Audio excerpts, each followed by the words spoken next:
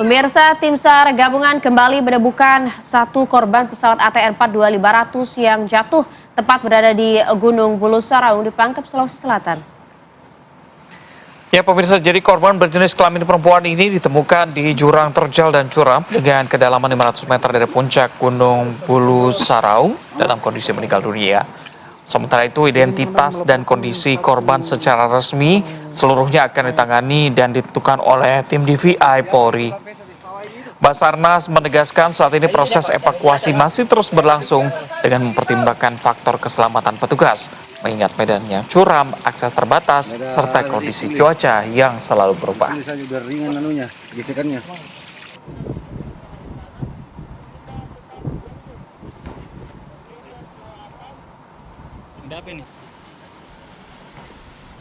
Sementara itu pemirsa, 3 hari pasca jatuhnya pesawat ATR 42500 di lereng Gunung Bulu Saraung, Pangkep, Sulawesi Selatan, tim SAR gabungan Basarnas Makassar kembali menemukan satu korban di tebing terjal sekitar 500 meter dari puncak.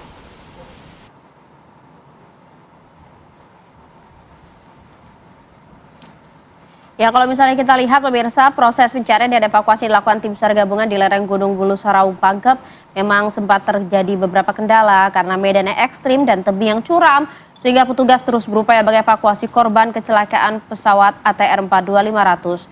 Kepala Basarnas Marsikal Badia TNI Musyafi'i menyatakan dalam 3 hari operasi tim SAR gabungan berhasil menemukan total ada 2 korban hingga saat ini. Basarnas menegaskan proses evakuasi masih berlanjut dengan mempertimbangkan faktor keselamatan petugas, akses medan yang terbatas, serta kondisi cuaca.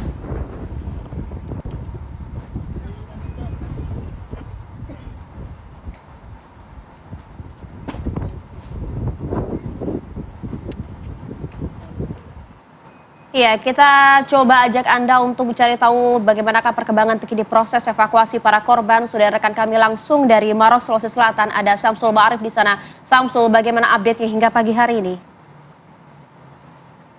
Baik, pagi Maria Reza dan Mirta. Pagi ini kami masih berada di Posko Topo Bulu, salah satu posko gabungan yang didirikan untuk memfokuskan pencarian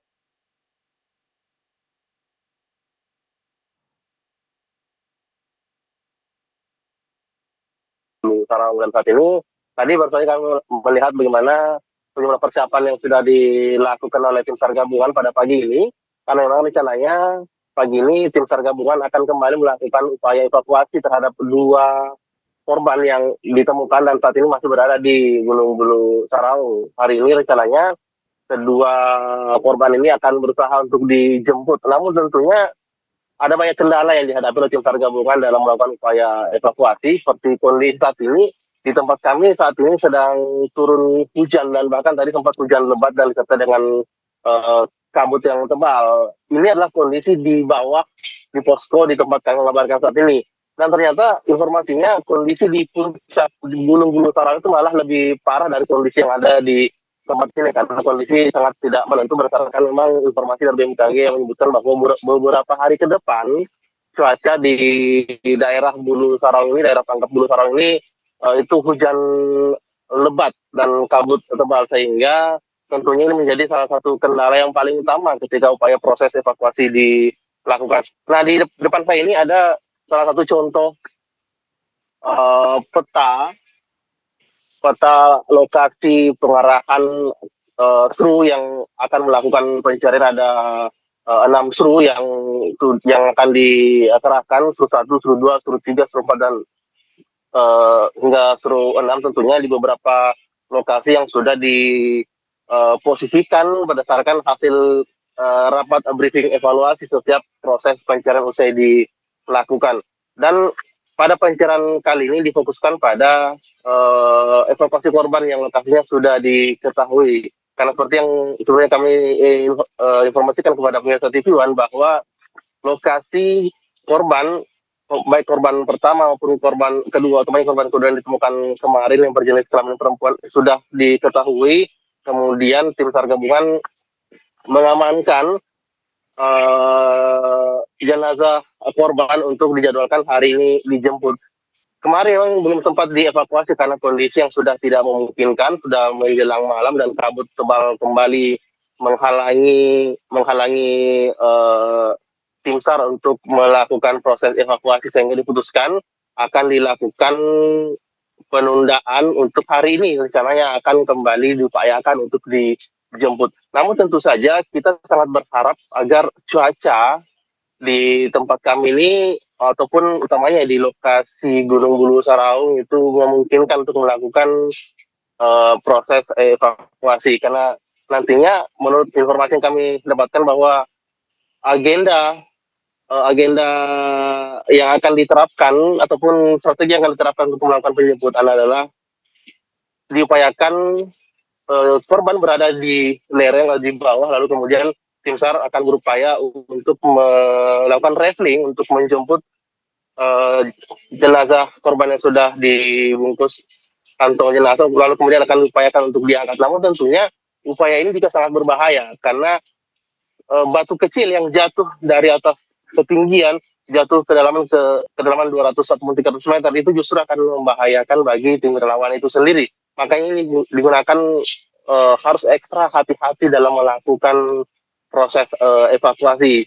Harus dipastikan bahwa tidak ada batu kecil pun yang harus jatuh ke bawah. Ini harus clear, harus bersih, sehingga itu juga akan mengamankan tim relawan yang akan melakukan proses evakuasi. Tadi kami mendengar bahwa nantinya akan ada ada 4 tali, ada 4 tali yang akan diturunkan ke bawah, 2 tali yang difokuskan untuk mengangkat bodi, kemudian 2 tali kiri kanan lainnya ini akan difungsikan untuk mengawal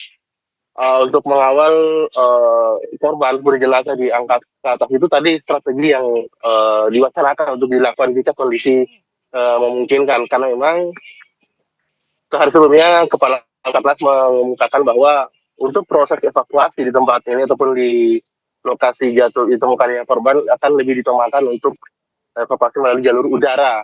Namun itu jika kondisi cuaca memungkinkan, karena kemarin satu heli milik TNI Angkatan Udara, heli Karakal, mencoba untuk melihat memetakan lokasi untuk mencari tempat landing.